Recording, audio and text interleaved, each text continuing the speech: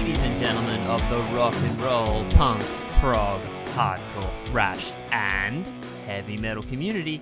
My name is Jason Evans, and this is the Great Metal Standoff, the podcast that pits music's greatest albums in track-by-track combat. On this edition, we'll be pitting Avenged Sevenfold's controversial and divisive 2013 stripped-back approached release, Hail to the King, against the 2014 new lease on life after momentous loss Slipknot album, Point 5, The Great Chapter. Now hold on there, Rate Your Music reviewers. Hold on there. While Avenged Sevenfold is one of my all-time favourite bands, yes, there are some aspects of Hail to the King that need to be addressed, and I assure you, we will address them. And yes, I know Slipknot is one of those bands that are the banes of your existence that only ever grows with every passing release. So I'm going to warn you right now, and I'm only going to do it once. We are going to be talking positive about both of these albums. Now, full transparency, and to be perfectly honest, in my personal view, neither of these albums are these bands' best. Yet, in getting into the meat of this battle, outside of the obvious and phenomenal big hits, both albums do offer some sleeper hits that are, in my view, do deserve a seek out. Full transparency, I'm a much bigger Avenged fan than I am a Slipknot fan, and this was my first full listen to a Slipknot album from start to finish, and I repeat, there are good songs not to sleep on. In fact, I wouldn't have known this if this battle wasn't pitched to me by our guest for this battle. Joining me is executive producer for SYN's flagship gaming show, Player One. His name is Connor Matthews, a die-hard gamer, a die-hard Avenged fan, and a die-hard Slipknot maggot. Proof that we in the metal community share so much in common with the gaming community. Plus, to help keep Connor and myself grounded and kept from getting way over our heads, we enlisted Imran to take part in his 6th album battle here on the Great Metal Standoff and moderate our takes as a neutral figurehead, since he has never explored an Avenged or Slipknot album in depth. So, here's how it's gonna go. Every album battle will be contested in track-by-track format by our podcast panel. Each individual panelist will select a winner of each pairing. The winning track receives a point to that individual's tally score. Tracks on albums that go uncontested can receive a tally point if a panelist awards it a gold star, which will be in play today. Once the battle is over, the album with the highest tally score will receive 1 grand point for that album. If a panelist tally score results in a draw, both albums will receive a half grand point each. And finally, the album with the most grand points will be declared the winner. This is Hail to the King versus Point 5 The Great Chapter, a battle pitched to us by Player One's Connor. Let's find out why. Let's find out what we like, what we don't like, and what is a hidden gem, and which will prevail. Roll the audio. Okay, Imran, this is your 6th Great Metal Standoff. I think the only way we can be more together is if we got married. How you doing? I'm gonna have to get back to you on that proposal, but yeah, I'm good. I'm doing well. Doing fine. How are you, Jason? I'm doing okay. Does it feel good to be at number 6 at least? Yeah, it's quite an accomplishment, I got to say. I never thought I'd be 6 deep into these, so yeah, I'm glad I'm now like a regular on these podcasts. Yes, and I think this is probably the first one you're about to do that's in somewhat new territory, just like unknown. Yes, yeah, definitely. So yeah, I'm excited to. I feel like I'll be taking a bit of a step back this one. Luckily, we do have someone who is very passionate about both of the album battle proposed here on the Great Metal Standoff, and that is a collaboration with SYN's gaming program, Player One. Our EP, the executive producer of 2020. Connor Matthews, how you doing? Welcome to the standoff. I am doing absolutely wonderful, Jason. Thank you for the lovely introduction. if you want a fun histories lesson, is that when I started this Great Metal Standoff back in 2019, I did 2 collaborations with the previous EP of Player One, Stefan, for it was an AC/DC in Motorhead and the Battle of the Worst Metallica and Megadeth album. So it's good to have, the rule of threes in play. Player One collaborating with the Great Metal Standoff once again. It's good to have you on board. Oh, always happy to. We are very happy to keep that tradition going. My predecessor did a lot of things that I have carried over to this year, this now being one of them. How has 2020 fared for Player One this year? I'm definitely going to say we've done better than a lot of other shows, I'd say. We've got a membership for Player One is at an all-time high, which is great. We've got a ton of people at Player One. I'm very lucky and very grateful for that. Like, it's been going very well. Excellent. What kind of roles has your team been able to entail throughout this entire year? What have they been able to get up to in the midst of this pandemic and all? Well, the great thing is I have more than 2 editors at one time, which is fantastic. We've done a lot of bonus podcasts coming up real soon. We're going to get around to it. We're going to do a Crash 4 review, which I'll be doing since I'm the only one in the crew that's played Crash 4. We've done a bunch of stuff. We did collaborations with Loud and Queer, another SYN flagship show, which was the Animal Crossing review. We did a Crash trailer analysis, which is nearly at 100 downloads. So go download that and get us up to triple figures. It'd be awesome. We've done a ton of recent game reviews, like we did Last of Us Part 2. Once again, Animal Crossing back in March, Doom Eternal back in March. Like, we've done a lot of stuff, and we've been getting a lot of articles up on the SYN website, which I've been very pleased with. We've been able to review a ton of stuff in quick succession, and we've got a ton more coming. Like, we're not even at the end of the year. Like, we're so close to the end of the year, but we've still got so much more coming out. So do keep an eye on for that, because it will be hitting up not only the website, but the podcast feeds as well. Fantastic. Is now a good time to ask what you reckon game of the year has been? Oh, okay, yeah. It's a very fair time. From my own personal preference, I would go with Doom Eternal. I would legitimately go with Doom Eternal. It is the perfect first-person shooter ever made, in my opinion. There are very few to no major flaws in the game. Everything is so well balanced. It's a very difficult game, but that was to be expected. It's a much more faster and intense game than the reboot from Doom 2016. So it's everything that I wanted and then some. Animal Crossing is, for a lot of people, their game of the year. It's not mine. I played about 10 hours of it and just kind of gave up on it because it just didn't click with me. Was the 10 hours in one big binge, or was that across a few days? It was across a few days. I tried to give it a chance, but it just didn't hit me the way that it should. I'd say the final one, it's not a full-on game of the year contender, but for me, there was a lot of hype behind it, and it's a fantastic game. But the new Crash Bandicoot, Crash 4, it's about time. It's not full game of the year potential. I think that there are a few major flaws holding it back, but it's still a fantastic game, both visually and gameplay-wise. The platforming's really tight. The character animations, the smoothness of the platforming feels fantastic. The soundtrack, it's all right. It's not my favorite, but it's definitely good. The story is fun. The new character redesigns have really grown on me a lot. And the fact that we've been able to play as characters that we've never been able to play in a mainline Crash game, i.e. Cortex and Dingo Dial. So those two were really fun additions. And actually Torna Bandicoot as well. Those were some really good additions to the game. And it's got so much content in just a full single-player game that it's definitely worth considering.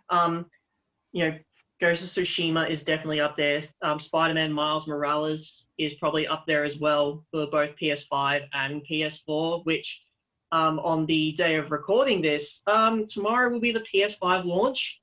If you are one of the lucky ones that managed to pre-order a PS5, you know, when you pick it up, if you clicked and collect it, treat retail workers with nothing but respect. They are doing their jobs and they're doing a great job at it. Now, I'm not saying that because I have to deal with that tomorrow, but I'm also entirely saying that because I have to deal with it tomorrow. But treat your retail workers with respect. But especially Connor. Yes, yes. I think you've actually struck a heartstring with Imran there. He seems like he related to that on a personal level. I've been there, man. I've been there. Well, there you have it, listeners. If you think the EP of Player One, Connor, is so passionate about video games, as you just heard, just imagine what happens when we tell you that he is a massive Avenged Sevenfold fan and he is a massive Slipknot fan, and he was the one who suggested this battle to us. You're in for a treat today, Connor. What made you pitch this battle to us? Well, when you gave me the idea to potentially start this particular podcast, it took me a while to figure out exactly which two albums I would go for, because I wanted to pick something that was both like, it was within the same time frame, but also, I don't know, somewhat contrasting. So, and I kind of thought back to like my high school days where I first got Spotify back in 2013. And one of the first albums I actually listened to, and I had discovered these guys through Spotify, was Avenged Sevenfold. And the album that I listened to was Hail to the King, which, for not only nostalgic reasons, but I also just believe for my own personal preference, it is my favorite Avenged Sevenfold album. And soon after that, Slipknot came out with their album. So it was like, it was sort of it was a good time, but also like, I don't know, I was a fan of Slipknot before because I was a huge fan of their first album back in like 99. Yeah, the self-titled release. Yeah, exactly. And then you had, please pardon my language, but one of my favorite songs of Slipknot is People Equal Shit. Like, I love that song to death so much. Like, I love it. And I was so lucky enough in 2016 to actually go to the concert Slipknot had. They were doing a tour of Australia back in 2016, and it was at Rod Laver, and I believe it also fell on Halloween night. Oh, that's extra perfect. spooky. Oh. Yeah, so it made like the perfect.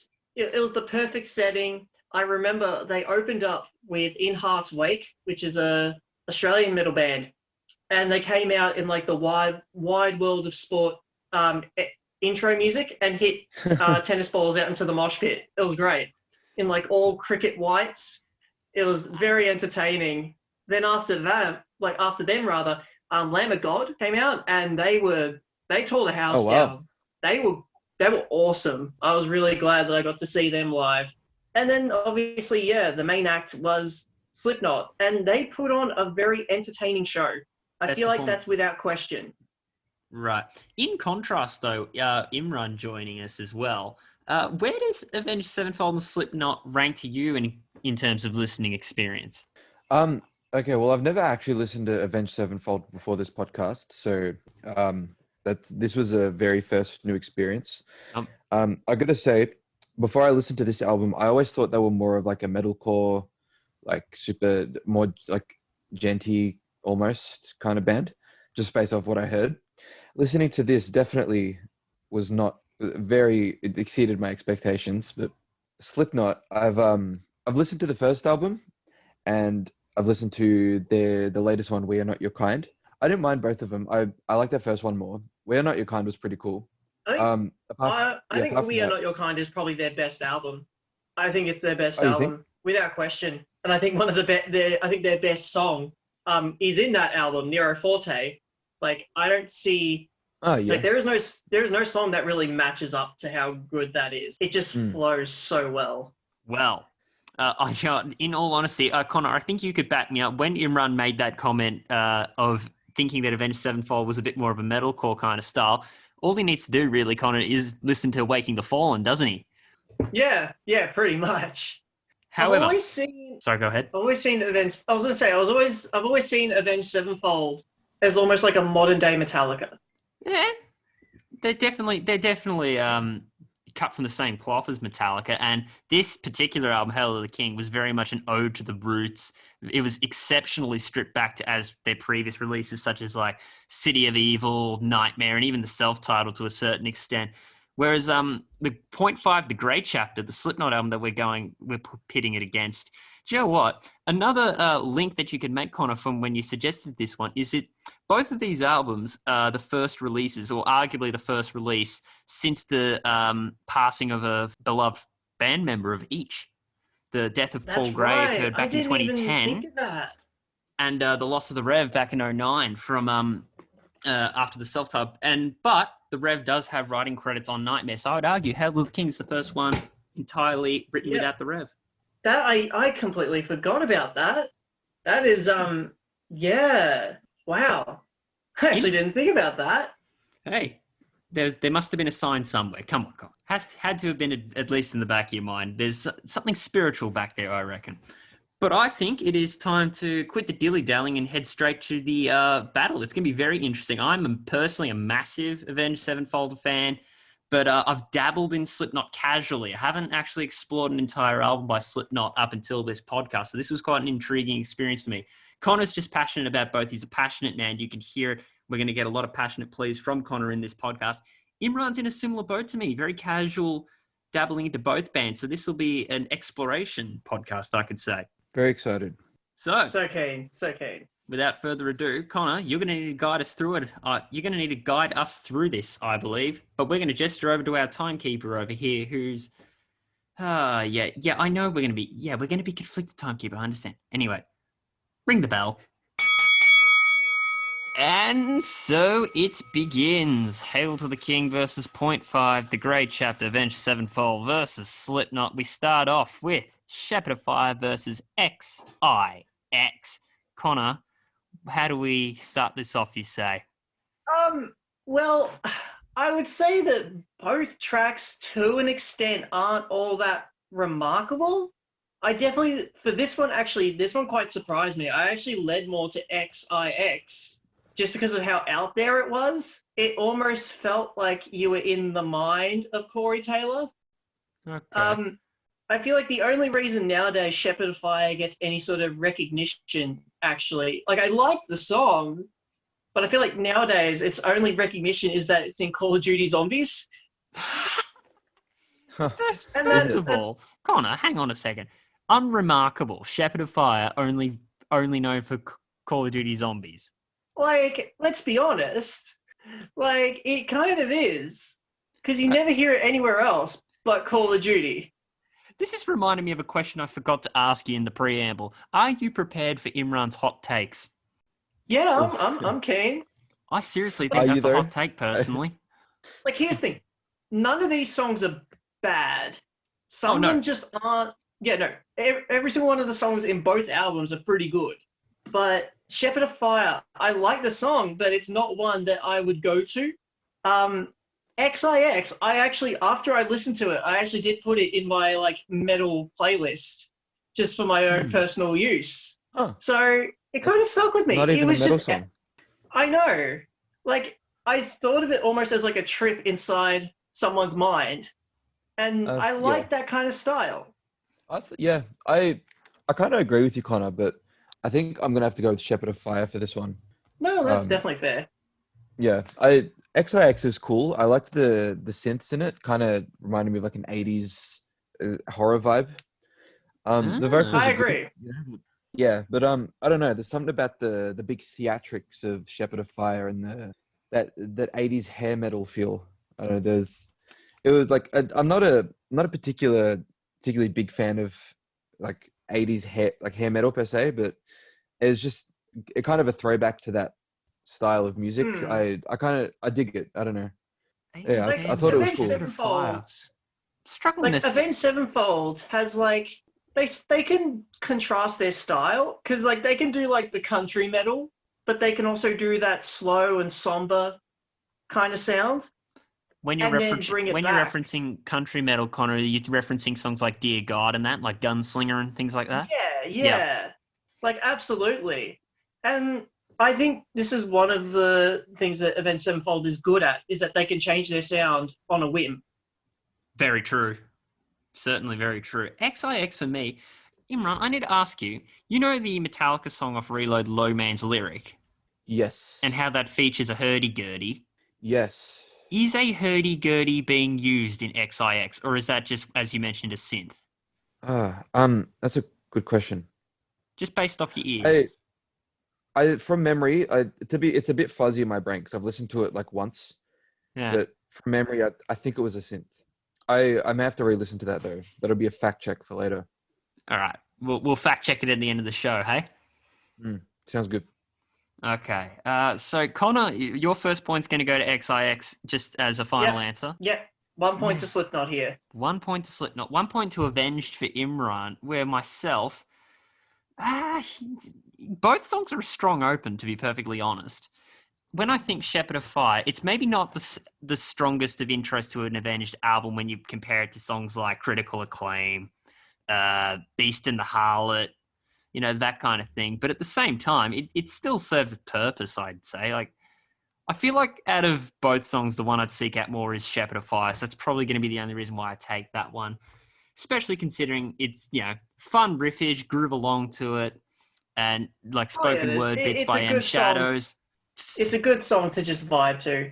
Yeah, it's a bit more of a vibe song, but there are stronger openers to Avenged albums, but Shepherd of Fire can work. But that is not a discredit to XIX. That is a grief-filled startup. Like, obviously, 0.5, the Grey chapter, and Grey is spelt in the name of Paul Gray. This really sets you up as this is a Paul Gray tribute. Okay. So, Imran and I, 1 point each to Hail to the King. Next up is the title track, Hail to the King, and that goes up against Sarcastrophe.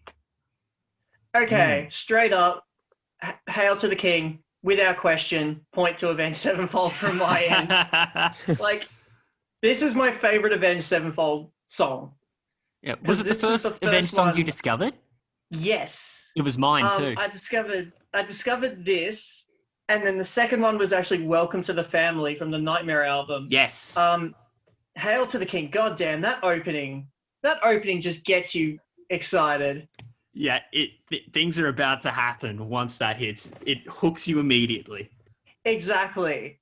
Like, it's weird. The first thing I picture nowadays when I think of this song is like, this could be like an opening for a Triple H match. They used that for a Triple H match. Remember, it was a WrestleMania 32, Triple H Roman Reigns main event. Well, let's not talk about that match. I never watched. I don't remember that. Really? Okay. I never actually watched that pay-per-view. Okay, WrestleMania 32, the video package for Triple H versus Roman Reigns for the title. Main event, Hail to the King was featured. Okay. But yeah, this is just the perfect song in my opinion for an Avenged Sevenfold album. This is like top for me. Which, funny enough, rhythmically it's not so bad. It's just Sinister Gates running the show on the leads. And then rhythmically it's pretty simple, but Gates makes that song. And then just the build and release, fantastic song. Imran, simple in contrast, Sarcastrophe. I honestly did not mind Sarcastrophe. That was a pretty rocking song. Absolute thrashing intro.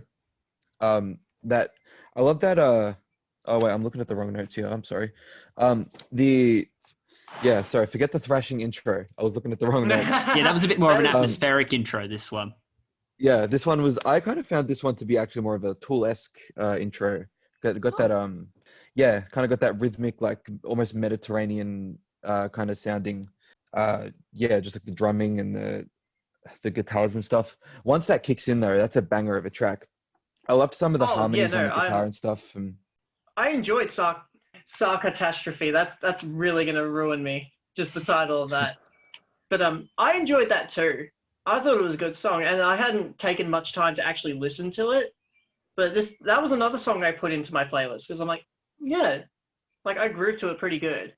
So hang on, Tool-ish. Yeah, just the intro. Oh, okay. that build up, the bringing the tension, and then once that riff kicks in, once the riff kicks in, it's definitely a Slipknot song. But Yeah. yeah, just that intro, I really liked the intro, the build up to it. Okay. In contrast though, Hail to the King, I gotta say that's probably my pick here because that's a pretty rocking song. Tis. It I is. My first thought when that song kicked in was the intro is very Thunderstruck by AC/DC. Oh yeah. But yeah, just that build up, the whole like if I don't think from memory there were people chanting in the background, but it sounded like there could have been people just chanting in the background. I know at a live show they make the crowd chant "Hail." Yeah, like that may as well just be hey, thunder, hey, Yes. like yeah. But yeah, no, I thought the verse flowed really nicely into the chorus and on the bridge as well. I really like that. Yeah, this is it's a song that speaks for itself, honestly. I reckon it's a killer song. Like all I'm credit also to Sarcastrophe, but yeah, Hail to the King. Yeah. I'm also interested in just getting your opinion on the solos. Like, I think this obviously you've just discovered Avenged Sevenfold, so you're discovering Sinister Gates. What are you thinking? Yeah. Sinister Gates, my opinion changes of him throughout the album. At this point of the album, I'm like, oh yeah, he's cool. Definitely shredder guy. He's got some cool riffs. He's got some cool solos, but yeah, I'll touch on that later. Okay, I'm taking Hail to the King as well. It's got a special place in my heart. First Avenged song I ever discovered. It's one of their best build and release songs that they have. But I'm very interested. Imran did point out, hey, this reminds me of AC/DC's Thunderstruck. That's going to be a recurring theme as we go on through Hail to the King, and it's why Avenged Sevenfold got quite a bit of blowback making this album. So we've all gone Hail to the King. That means 2-0 for me, 2-0 for Imran, where it's 1-1 for Connor. Next up, both of these were actually pleasant surprises for me personally. Doing Time versus Really? AOV. How are they a surprise to you, Jason? That's what I want to know. Did you say pleasant surprises? Pleasant surprise. Yeah, well, I didn't think Doing Time would be that cracking of a song, but no, that one's a rocker. That one's something from like the American Road movies. Yeah, I'll give you that. Honestly, I thought Doing Time was two Guns N' Roses. That honestly, like I could pinpoint the song that sounds like Night Train by Guns N' Roses. Even the vocals sound like Axl. I liked the solo was kind of cool because the intro to it, he had these like super shrill bends, and then he just started shredding, and I was like, he could have like kept going with something cooler there, but he just kind of went to the basic like shredding thing. But yeah, like it's a cool song, but I've heard it before. Connor? That would be my main. Like, I love the song, and I am picking it, but that is a very valid criticism that you've heard the song before from many different artists and different bands. Yes, but to as Imran mentioned it, and to Gates' credit, that solo is very wild and gritty. But yeah, Night Train by Guns N' Roses there. Once again, we're starting that theme, aren't we? So Connor, you're taking Doing Time. Yeah, absolutely. And AOV is a good song. I love that song too. Yeah, what do you like about AOV? It just, for me, what I love about Slipknot is just when they go all in, when they're just full on heavy. I'm not much of a fan of their more reserved stuff. Like, just name one of the reserved songs just for context for me. Like, what was it? AOV. Like, yeah, I still liked it. Like, I still love the song, but I'm not a fan of like Goodbye. Like, it was a fine song, but I don't know. I prefer them more. I'm more of a People Equal Shit, Spit It Out, Nero Forte Pulse of the kind Maggots. of fan. Yeah. Like all that stuff, Left Behind. I like that kind of style of Slipknot. Okay. I definitely agree with you there, Connor. I got to say though, I think this one I'm picking AOV because there was something about this song that got me. I don't know. It was super. I like that slow drum groove against the super thrashy riff in the chorus, or not the chorus, the verse. The chorus was very alternative almost. Like it kind of reminded me a bit of Deftones. That interlude in the middle was kind of cool as well. It was like a nice the riff. shift in feel that it has halfway through. That That moment, Imran, actually is why I prefer AOV to Sarcastrophe, to be perfectly honest. Yeah, I think that's why I'm picking it as well, to be honest. I just like that little switch up. And then towards the end, it comes back in like full throttle. So yeah, my one's going to Slipknot. It has for this like one. the best of both worlds from Slipknot. Yeah, definitely. Like it's a good contrasting song. For me, I prefer the second half where Connor, would be thrashing away at the first half. And best of both worlds. Couldn't have said it any better. The only problem is that when I was making my decision, it once again came down to which one am I going to seek out a little bit more, because they were both pleasant surprises. I thought, I wasn't sure if I like either of them, but no, I've grown to like both of them quite nicely. Imran, you've made a compelling case for me not picking Doing Time, but I think I am going to seek that one out a bit more after this podcast. I think that might take me to 3-0, Ooh. Arguably a hot take, but I think I'm going to probably check out Doing Time a lot more. I was pleasantly surprised by that one. Next up, however, easiest battle I've ever done on the Great Metal Standoff. This is the easiest pick I've ever had to make. This means War versus the Devil and I, and the Devil and I wins hands down. Explain why. Explain why, Imran. Yeah. Well, okay. So when I first saw this track, This Means War, I immediately hated the title. Put that out right now. So that's already you already know my pick from there. Yeah. So groove and riff kicks in, and once this groove and riff starts kicking in, I'm like, I've heard this riff before. The vocals come in, and I'm like, oh, okay, I've heard these vocals before too. The solo is like, all right, okay, Van Halen, we get it. About 3 minutes into the song, I was like, I realize where I've heard this song before. This is literally like every Metallica song off the Black Album. So, Specifically sad but true. Yeah, mind you, we did not. That was the mind reading moment right there. But yes. Yes, literally, I've got written in my notes. This song is Metallica sad but true, but with twiddly bits. Bits. I hate that chorus. That chorus is like as much as like the fact already that it's just straight up another song. They just replaced the chorus with this weird like jingly. How does it go again? This means what? Something like that. I don't know. I just know that when if sad but true, it goes like dun dun dun dun dun, where This Means War is kind of like dun, that kind of thing with that. They're different enough. Yeah, it's different enough to get away with being an original song, but at the same time, it's not different enough to get absolutely blasted. Connor, do you have a case of defense for this song?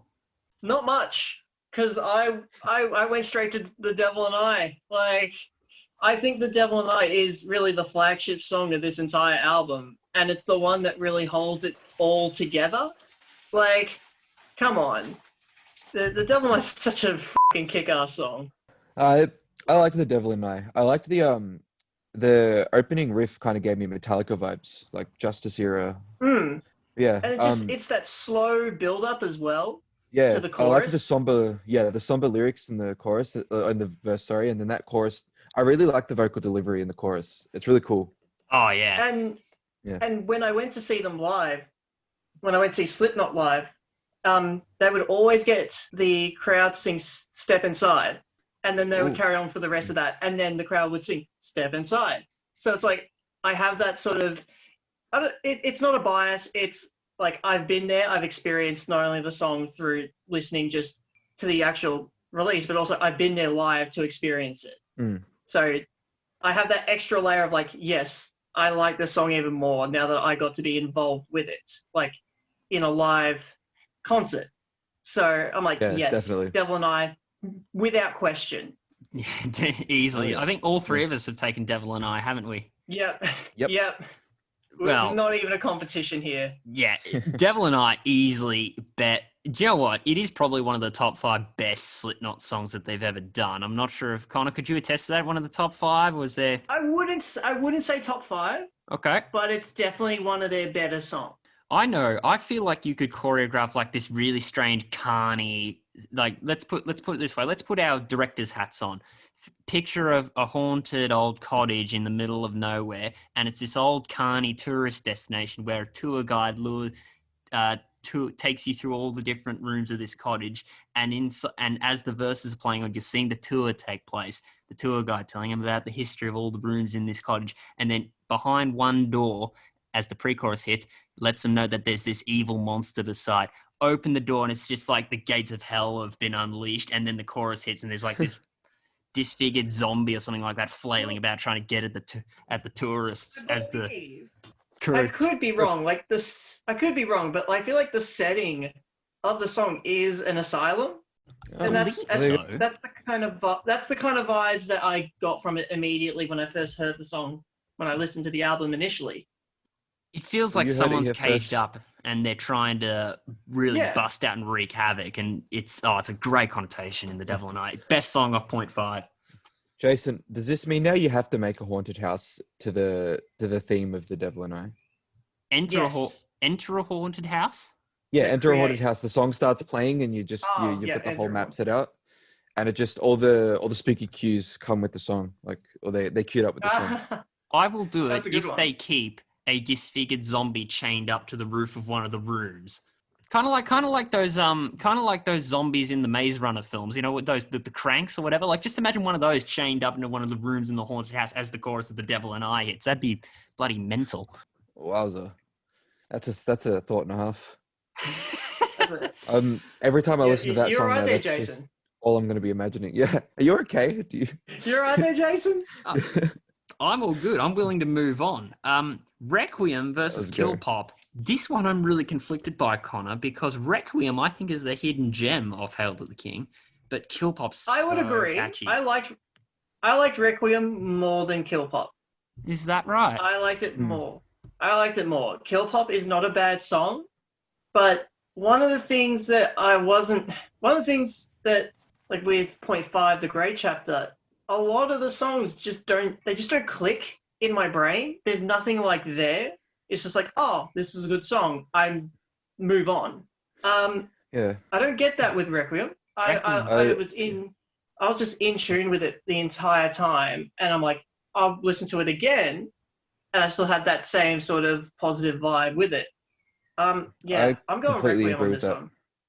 I completely agree with you there, Connor. With Kill Pop, I had to listen to it twice because I zoned out like halfway through the first listen. I was like, wait, I need to like come up with notes, so I had to listen to it again.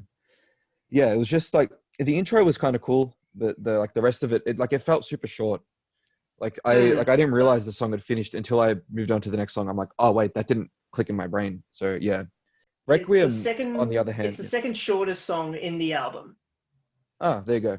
Yeah, I definitely felt like it just whooshed by my eyes. But yeah, with Requiem, that one like hooked me from the start. This is the first song on the album that wasn't a guitar intro. It was like this weird choir.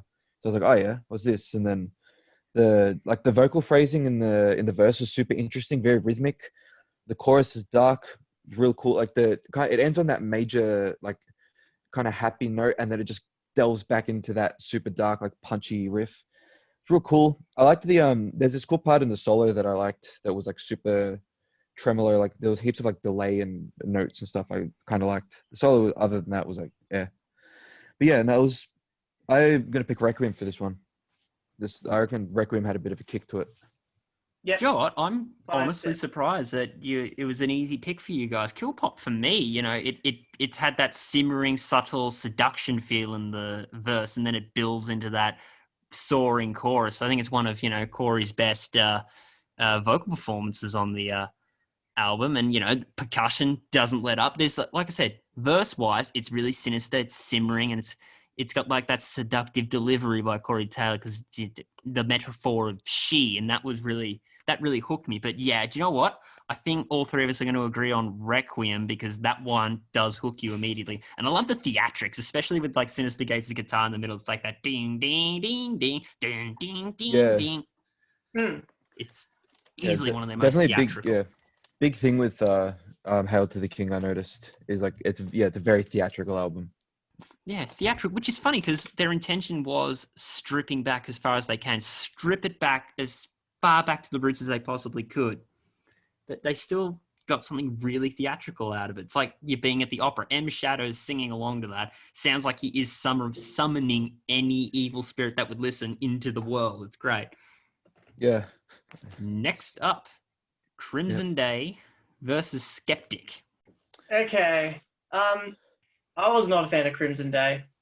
Okay, I didn't like it. I'm not a fan of Avenged Sevenfold's slower paced songs.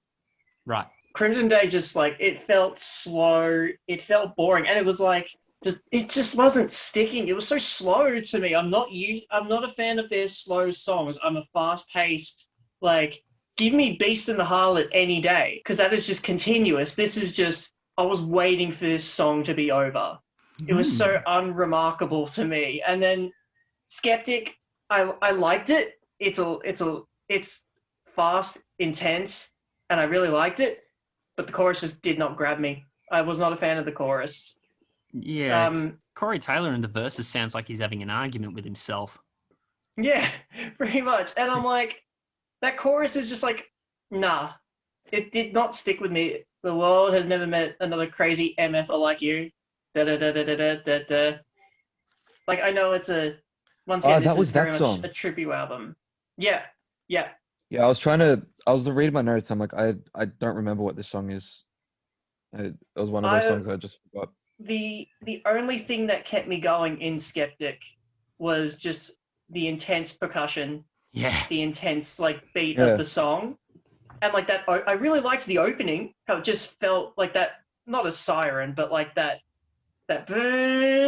Yeah. Like, yeah, it's come back to me now. I was- remember the intro hooked me because I'm like, oh, this is gonna be like some cool like industrial kind of thing.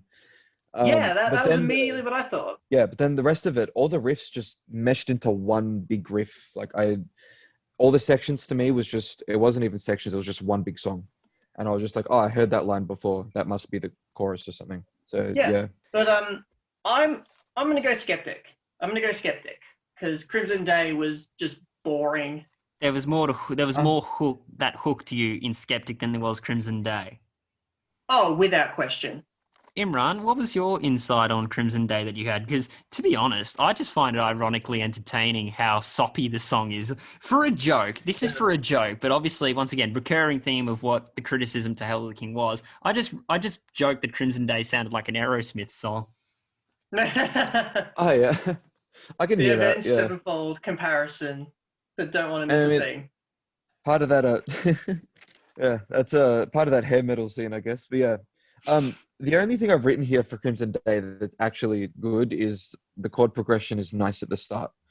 I wasn't a fan of the singing. It kind of feels forced, like a kind of stereotypical of that genre almost. There were almost 2 guitar solos, and when the second one almost kicked in, I almost put a pencil through my eye. Oh, mate, come on. Mate, I wrote down in my notes here, Run, I'm a sucker for a Sinister Gates wailing melody solo. I'm a sucker for that kind of thing. I don't know. Later on, he does some better solos, but just in this song, it didn't register with me. But yeah, I guess I'm probably going to pick Skeptic for this one just because it's heavier and there's more riffs, I guess. This is more of just which one I hate less. So the spike point. Yeah. Pretty much. Like, I'm going to give you guys... I would say that both of these songs are probably the weakest in the album. Ooh, I don't think Crimson Day's the weakest. It's a weak one. I don't know. I'm about to give you a hot take here, Imran. Uh-oh. Crimson Day is growing on me. I listened to it again just before we started recording, and now it's growing on me. Oh, man. So I know where your what is it you like about it? What was it that I liked about it? For some reason, I thought it was just Avenged Sevenfold's another attempt at them kind of being heavy metal Shakespeare. It felt very Shakespearean. It felt very operatic, and single spotlight on M Shadows. He's kind of like projecting his voice across to like an opera crowd or something like that. And I'm a sucker for Sinister Gates' ballad solos. Like, I love the Seize the Day solo. I'm a big fan of the song Tonight the World Dies off Nightmare. I didn't like this song at first, but it is sort of growing on me, but it hasn't grown on me enough to pick against it. So I'm going to go Skeptic. But I'm going to take God damn. Skeptic. I love that. What a plot you twist. build up. You build up how much you like Crimson Day. And like, nah, Yeah. I'm just gonna go Skeptic. Come He's on. like, No, nah. I'll take Skeptic No. just based on the fact that there's a bit more going on, but I'm not sure if it's going to be the one I seek out again after this show, you know? I don't blame you for Mm. that, to be honest. I don't blame you. All right. We'll just give a quick score update.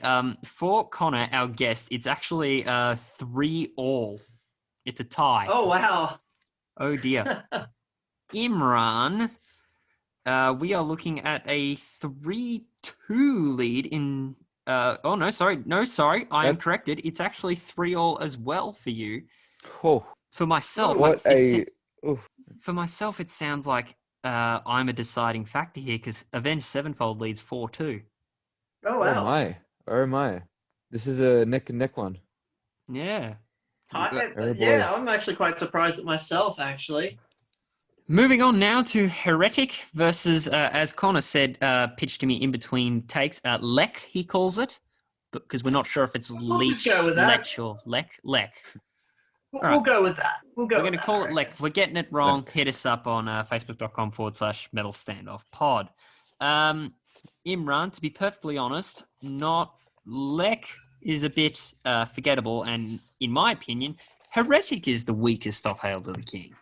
That, my friend, is a hot take. This Why is is a that? very easy point. It's a very easy point to Heretic for me because this is the first song that appeared on this album that I like genuinely like that I would seek out again. The riff at the start is really cool. Feels kind of menacing. Just the chorus I think for me made it because it was the first chorus on the album that I really liked. And yeah, I liked the weird acoustic breakdown. The bridge is really weird, not gonna lie. It's with the whole like, please don't leave me.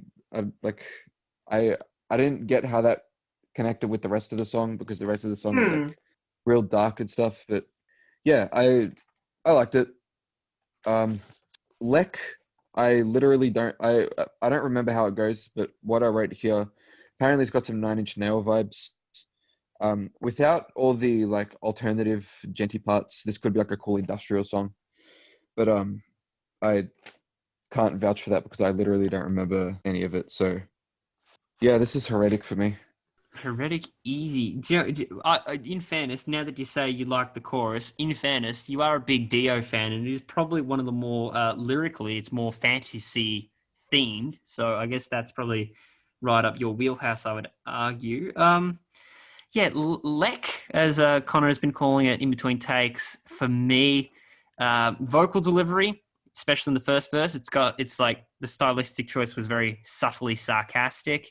Connor, it starts off straight off with Corey Taylor screaming, so that's, a straight into it kind of thing. Other than that, frenetic riffage, a little bit of build and release, and the sampling and the turntables are on full display with Craig Jones and Sid. Like I liked both of these songs, but I am going to go with Imran. I definitely stuck with Heretic more. The chorus, it's a good chorus. The opening is good. The menacing guitar at the start is kick-ass. And I actually don't mind that the bridge that you said was weird because it's almost like a moment of peace, but then you're just straight back into it. Yeah. Like you yeah, have definitely. this is your respite moment, but then here you go, you're back into more chaos. I actually quite liked it. Yeah, I couldn't. Here's the thing: if someone played Lek to me, which I'm going with Lek. Are you? Okay. I'm going with Heretic, but I'm just saying the pronunciation of Lek. I'm just going with right. that. Yep. Pronunciation. If someone played that to me, I would not remember the song. If someone played it in like a week or two, it would completely go past my head. See it to a certain I don't extent. know. I just remember it being it's a good very song. frenetic from a certain point onwards, and it's the only reason why I would take it over Heretic, because also, once again, to keep up with highlighting what people were criticizing about Hail to the King, Heretic probably is the one that sounds a bit like Symphony of Destruction. with the boom bam bam bam bam bam compared to the da dun dun da dun dun of Symphony of Destruction. But just highlighting what probably people would be criticizing about it. But this one I'm just taking Lek despite heretic. Heritage and Opeth album. We're not talking about Opeth here. Yeah, I can't believe on that, this to be one. honest. I'm only doing it despite the other. I'm not the biggest fan of that one That either. makes it worse. That makes it worse. That's I don't get it. Hey Oh, dear. man. Yeah. Hey dear. All right. Next up, this is a great scale. We've got 1, 2, 3, 4, 5, 6, 7 tracks left on the Grey Chapter, and we've only got 3 left on Hail of the King. Maybe this is how the Grey Chapter is going to win back a few points.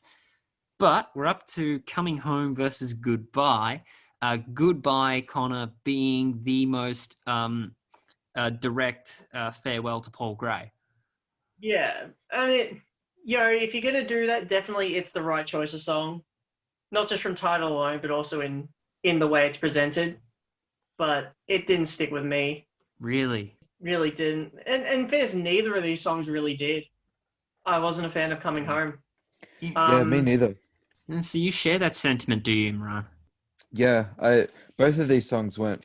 I mean, I think my pick here would have to go to Goodbye because there's more about it that I like than Coming Home. But yeah, both of these songs I wasn't a massive fan of. I'm gonna go with Goodbye on this one just because there's some actual. It's a goodbye letter to someone that they lost, and like there's a bit of wholesomeness when it comes to that. So I am gonna go Goodbye on this one.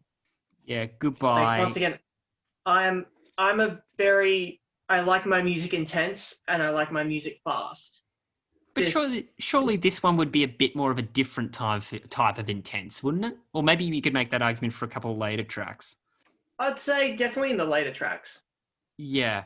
Goodbye for me, well, there's that empty ether kind of atmosphere, which, to be honest, I quite enjoyed. I'm a fan of Goodbye. I'm actually a fan of this song. Well, they're not bad songs. They're definitely not bad. They just didn't stick with me. We didn't go too far in depth on Coming Home. What makes Coming Home stick out the way it did to you guys? From the get-go, I didn't really like this song because straight from the intro, it just kind of sounded like they were trying to write a Iron Maiden style song. And then as it kept going, I was just like, this just feels like it's getting longer and longer. Like the solo just went for ages. The outro went for ages. By the end of it, I'm like, I can't be bothered anymore. It is the second longest song in the album at 6 minutes 26 seconds. Yeah. It doesn't even compute to me that it's 6 minutes because to me it's just long. It felt like 10. It could be 2 minutes or it could be 6. Either way, it's just too long. For me, personally, Coming Home feels like an incomplete package. If Coming Home, I reckon, I might need your take on this, Connor, as a fellow diehard Sevenfold fan. I feel like if Coming Home was on an album such as the self-titled or City of Evil, or hell, even The Stage, the album that came on after this, the rhythm section, like the Zachy V and the Johnny Christ rhythm bit, or even hell, if Brooks Wackerman was on the drums, there'd be so much more going on. It'd be a chaotic hodgepodge jigsaw puzzle kind of a song. Because my God, my opinion was the lead guitar work and the solos were damn wicked, man. They were I really dug those. I just thought it was an incomplete package on the rhythm section. I feel like the whole song is just it feels like it was an incomplete song to begin with. Can you attest him, Ron, to that? I can. I've got nothing more to add to that. Yeah, I'd say that's pretty accurate. Huh. That's. I feel like if they tried to stretch this for like another 4 minutes, I think they got to the point perhaps that it's like, okay, this song is already long enough already. We don't want to bore them out, so we'll just cut it off from here. That is very strange because I was very intrigued by the solo work. Was Gates and Zachy Vengeance bouncing off each other? Because I think you hear them in one channel then the other, and it went on for so long and it kind of hooked me. But the bland rhythm section just didn't do it. I thought, if there was a bit more going on, if they weren't stripping it back, it could really be one of their best. But alas, no, Goodbye is a more complete package for me. It's a touching tribute.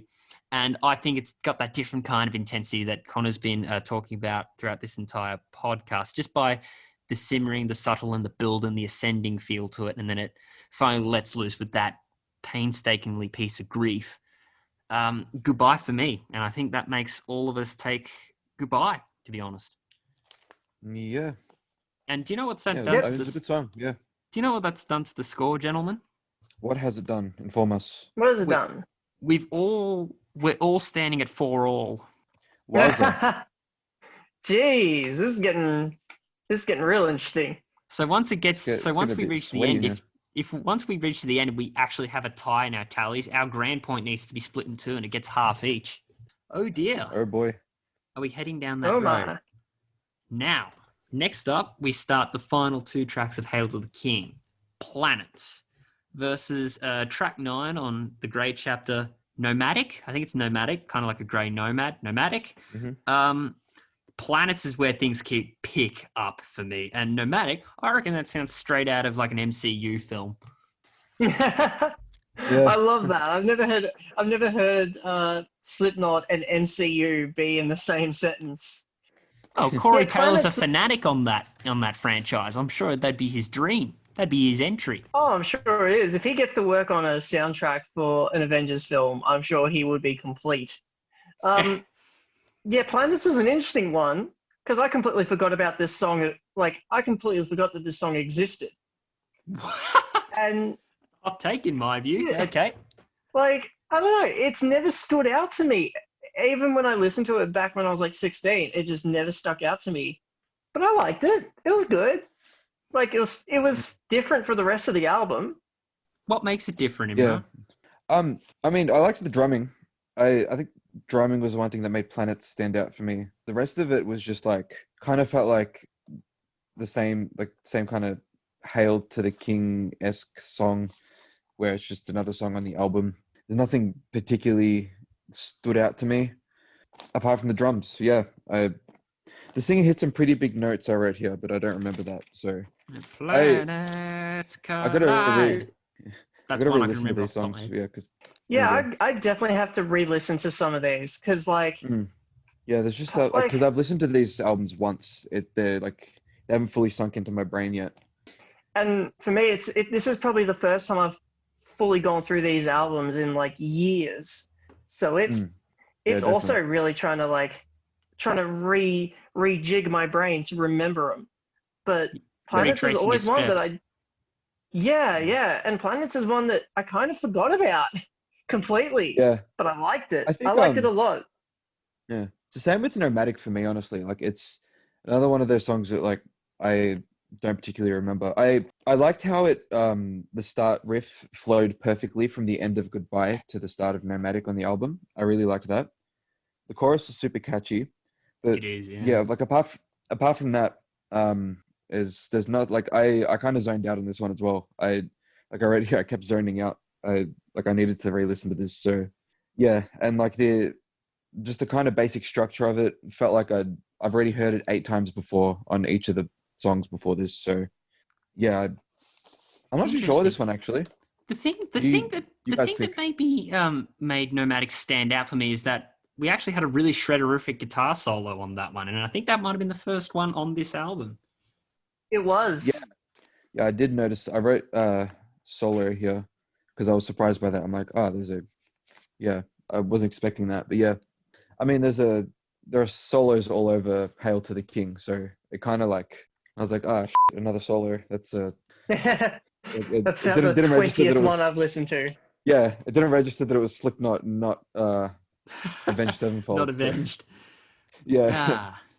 You know what? I'm surprised by your indifference. Planets for me, it's like that warning danger ahead. Well, let's put it this way. They're connoting us like the environment of outer space being in complete disarray. And I think they paint that picture exceptionally well with that depiction.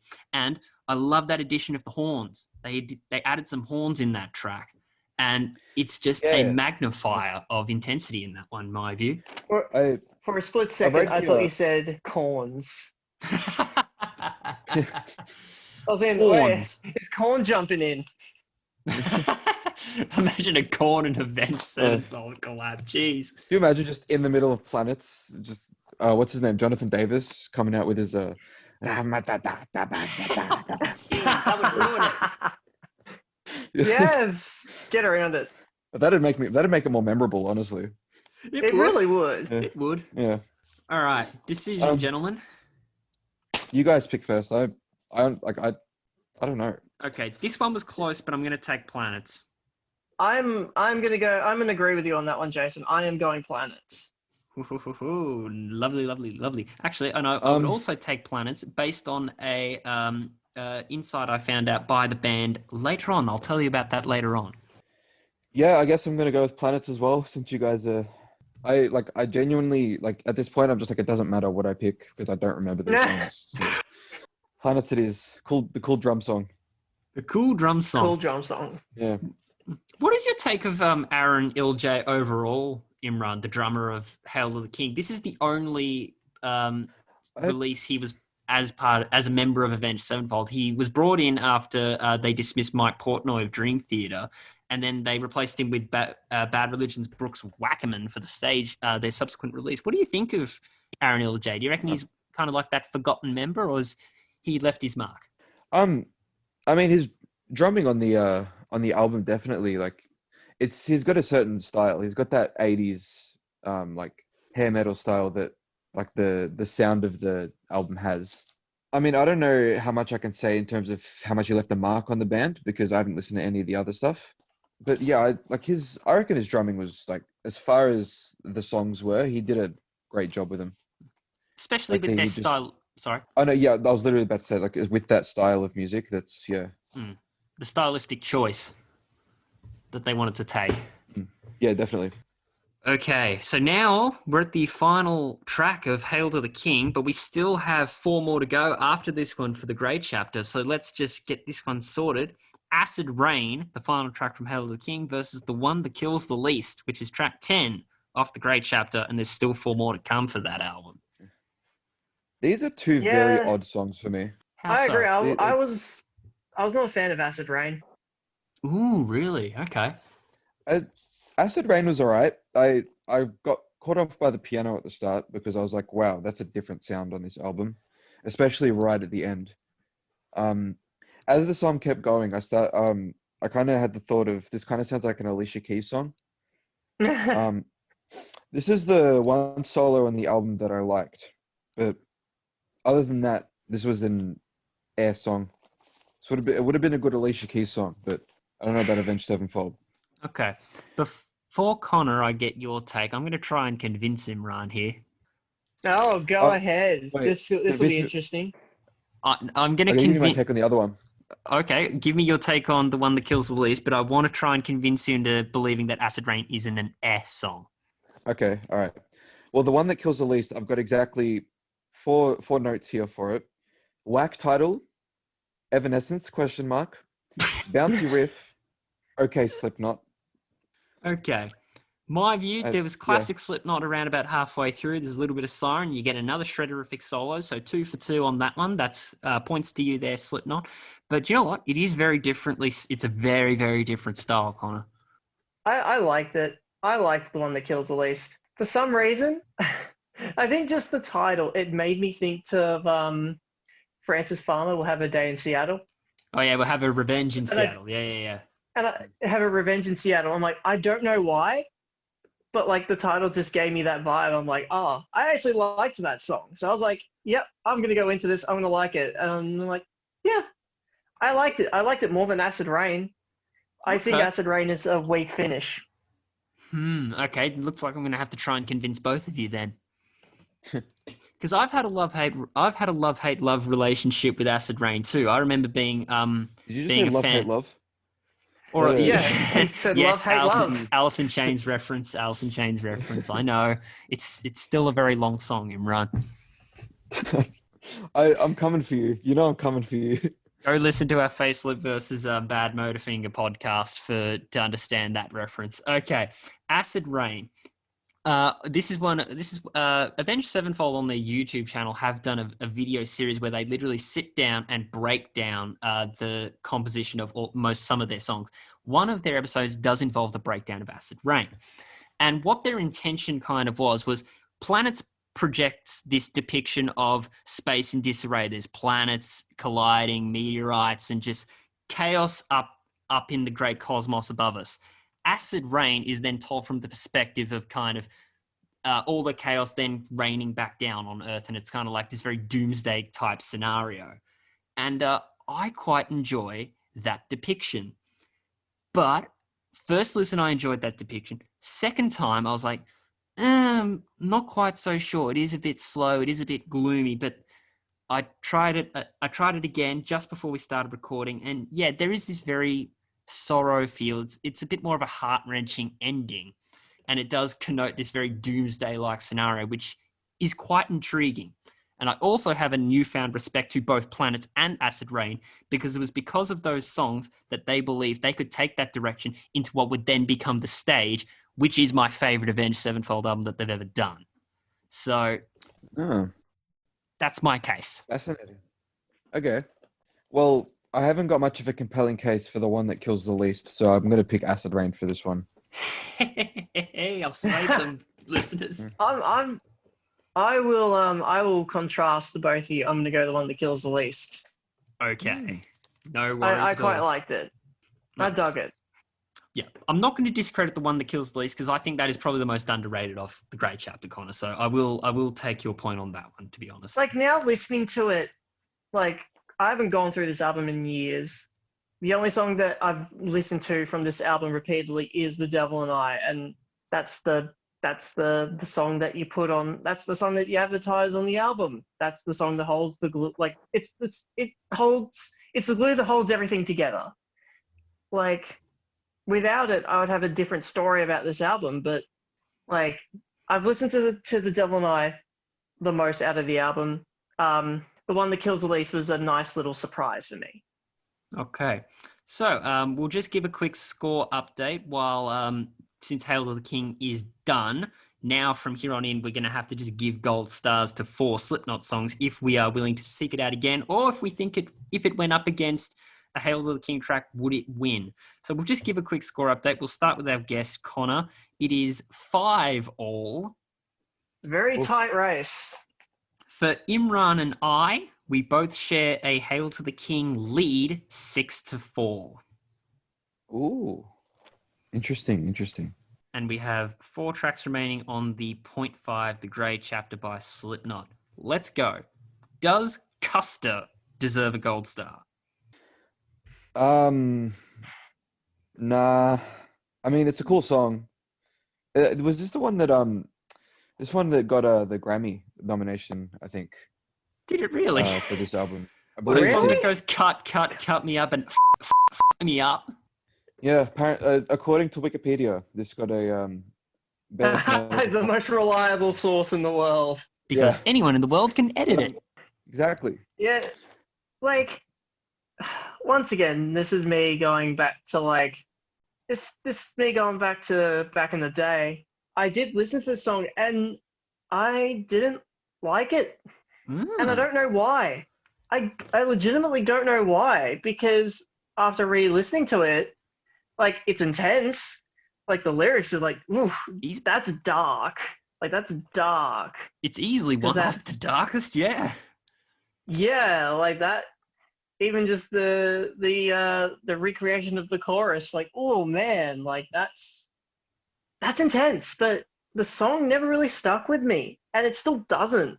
Like, it's good, but depending on which song you put it up against from Hail to the King, I would give it to Avenged Sevenfold. Interesting. That surprises me, with all this talk of intensity, with such a full-on and just completely unchanged. I know. Yeah, I interesting. don't know. I don't know what didn't stick with me about this, because it is everything that I do like about Slipknot. Yeah. But I thought this was the most aggressive song off the album, like, as of this point. It was very aggressive, yeah. Yeah. Yeah. Imran? No, I'm not going to give it a gold. It's a cool song, but no, not quite the mark. Does not get a gold star. I don't think it's going to get one from me either, you know. But it is one of those choruses that once we stop recording, I am going to end up whispering to myself, cut me up and me up. Yep. But of course, with the profanity, because we'll be With the off air. profanity, of course. I'm trying Yeah, to take it easy on myself We'll in be the off edit. air. Yes, We'll be off Yeah. air. exactly. Okay, so does Be Prepared for Hell warrant a gold star? No, Nah. You sounded so deflated, This- Imran. Why is that? it's like a 2-minute interlude. It's real weird. It is, yeah. Yeah. It's the Let Me Up. This is your small break. This is a quick song, and then we're gonna get into like the final closing chapters. Maybe an extended intro to the final two. Actually, that's to your point. to be honest. Yeah. That makes much more sense. There's no gold star for Slipknot here. Strange. Well, then This is where let's it's just starting to go downhill. paint a visual picture. If from a visual perspective, what do you see this being the soundtrack of scenario-wise? Like, is it some sort of solitary confinement? Is it some sort of interrogation room? What do you reckon the environment is when listening to that soundtrack? Is it the door to hell on the other side? And when we get to the negative one is on the other side of that door. From memory, it kind of sounded outdoorsy, like in an open field. Okay. Connor? Yeah, that like. I feel like this is almost if you're inside someone's brain, but almost in a sense where you're seeing the darker side of that person's brain, where you're going to see someone at their absolute worst, potentially. And it's like being prepared. You're going to see some SH word. Sugar, honey, ice, and tea. Yes. Some people equals blank. Next up, gentlemen, does the negative one earn yourself the gold star, the bonus point? Nah, not this one either. Again, you sound so defeated. Yeah, I'm trying to scrape my memory to see if I want to give him a gold star or not, but I can. This one I think was one of the more forgettable ones. That I liked the guitar at the start that kind of sounded like humming. Yeah. And then the guitar that came in that sounded like screaming. I liked that.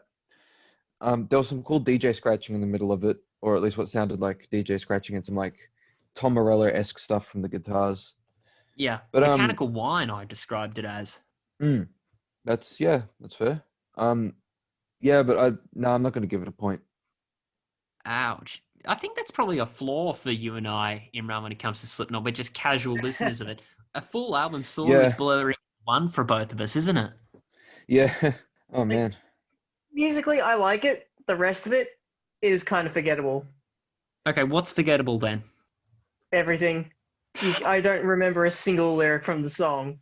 Like, it's one of those songs I actually didn't listen to when I went through the album, just because I don't even remember listening to this one. And I'm just like, oh, okay. Like, it's all right. But if someone played it to me a couple of weeks later, I wouldn't remember it. Yeah. It's just I forgettable. think I'd have to agree with it. Yeah. I'm definitely not giving this one a gold star. I feel like in the main Slipknot fan community, I feel like that would be one of their favorites. I feel like that'd be a fan favorite, the negative one. I'm surprised to hear that answer, to be honest. I don't know. I've never met anyone who I know who enjoys Slipknot talk about the negative one. Okay. Oh, there you go. All right. So now we're at the final track of this battle here on the Great Metal Standoff. Hail the King versus Point 5 The Great Chapter. The final track is from the Point 5 The Great Chapter, If Rain Is What You Want. Keeping up the rain theme. Had a couple songs with rain. Funnily enough, it was raining earlier in Melbourne. It was, yeah. Yeah, I think they were predicting storm warnings. So it would have been really funny talking about acid rain in the middle of a thunderstorm. In the middle of a recording, it was the rain was pounding outside my window, so it's very poetic. Yeah, poetic ending. Lucky it wasn't acid rain, my lord. True. Oh, I know, right? Been a lot worse. Yeah. Yeah, that's kind of all I can really say. Like, I kind of liked the song, but I don't know if I want to give it a gold star yet because I really liked the intro, how it was super ominous. Everything sounded super distant. It was quiet, and then suddenly it just became a doom song, like Slipknot, doomy. Like that blew my mind. So, but then as it kind of progressed, it kind of got more ballady, more had more of that alternative sound. I reckon if it, I was gonna say, I reckon if it stuck with that doomy sound, it would be a 100% a gold star. But yeah, like I don't know how I feel about it switching to that more almost poppier sound. It's that cool, was but I don't know. my biggest complaint. Now, It switched when it didn't need to. what makes that poppy, just out of interest? Not so much poppy, but it was just like there was a clear melody. It was a clear like chorus. I felt it was more like alternative metal rather than like that screamy Slipknot stuff. Okay. Or even if they stuck with that doom like super slow paced riff like that would have been good. But yeah, they just kind of went more. It felt like a ballad. It started out that way, but then it kind of turned into the Slipknot take on a ballad. Okay, because it does end up kind of like a standard Slipknot percussive song towards the end, but then it fades out kind of like it's been unplugged or it's like drowning into an ether. Yeah. It could be drowning in rain. Yeah. Could be. Very, very much so. If I'm honest, the thing that's making me think should it get a gold star or not is if it went up against Acid Rain, which would win? And I'm really strongly thinking it might. I legit think it might be Acid Rain. If this was up against Acid Rain, I would give it. I would give this a gold star. Okay, but are you going to officially do it? I'll say strictly if it's up against Acid Rain, then yes. Okay, I think we should pay that, shouldn't we? I reckon we should. All right, I'm going to pay that for you, Connor. If Rain Is What You Want is going to get the Connor Matthews EP of Play 1 gold star bonus point, which has drastically affected his score. I reckon it would beat Acid Rain for me as well, but it is a tight one. If Rain Is What You Want, this basically came from my fandom of Stone Sour, which is Corey Taylor's other band that he fronts, which is a bit of a shame because I don't think Stone Sour should be considered as Corey Taylor's other band. It definitely holds on its own merits, and I'm a much bigger fan of that band than I am Slipknot. If Rain Is What You Want, I was surprised to hear, mostly because of that atmospheric. We've been talking about intensity of the straight in-your-face riffage and percussive nature of Slipknot. For this one, in the end, it felt more simmering, and the intensity came from what isn't being played, the atmosphere surrounding it.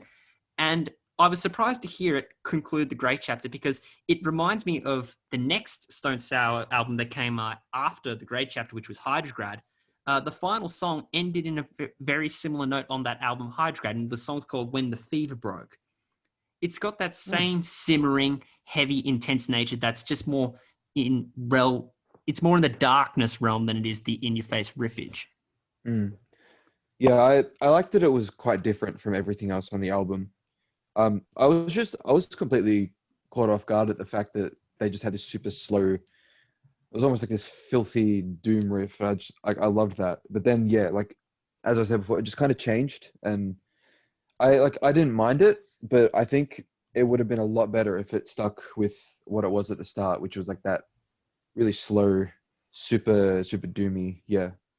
But you know what? I reckon in conclusion, Connor, I'm going to join you and give If Rain Is What You Want a gold star because I think it would beat Acid Rain, and I might seek that one out again because I think it matches the Hydrograd song released 3 years later, mind you, When the Fever Broke. And that also, once again, simmering, but it's got that heavy nature because of its entry into the dark realm more than it is in your face. And it is a welcome change. Yes, definitely. Cool. So now we have reached the end of Hail to the King versus Point 5, the Great Chapter. So now it's time to get all our tally scores and put it into a grand point. Merge them all together into one grand point and see who wins. We'll start with myself because it's more fun finding out what Imran and Connor's grand points lay. So I'm just gonna go first to get the boring stuff out of the way. It was quite a close contest towards the end. But for me, Hail to the King gets the grand point with a total score of 6-5. Who wants to go next? Ooh. Do Connors. Do Connors? Yeah, go ahead. All right. Connor, it's also 6-5. But the grand point goes to Slipknot. Ah. Ooh. So So Imran, I find that very surprising. why is that? I don't know. I have more memories of Hail to the King. Interesting. Okay. I think Maybe it's just I feel like the album had a good opening and middle, but it was the end that killed it, potentially. Well, and here's the thing: we're the passionate Sevenfold and Slipknot fans, and the casual newcomer Imran is deciding the album's fates. So Imran, Ooh, I can confirm that with a total score of 6-4, the grand point goes to and winner of this battle is Avenged Sevenfold. Hail to the King. Oh. I'm actually kind of surprised with that too, actually. That's yeah, I mean, not that I was fully expecting to go Slipknot way, but I wasn't expecting to. Yeah, I had no expectations as I was going into this, so I was just surprised regardless. I feel like we're going to get some abuse for this because Hail to the King is considered that, the rip-off album of many of these bands. So it's like, oh no, Yeah. we're going to be sought after here for praising Hail to the King. But no, do you know what? There are some hidden gems off this thing, and Without question. it was better than I Yeah. expected. I thought it would be a bad album, but it really isn't that bad. It's a bit too on the nose for some, I think.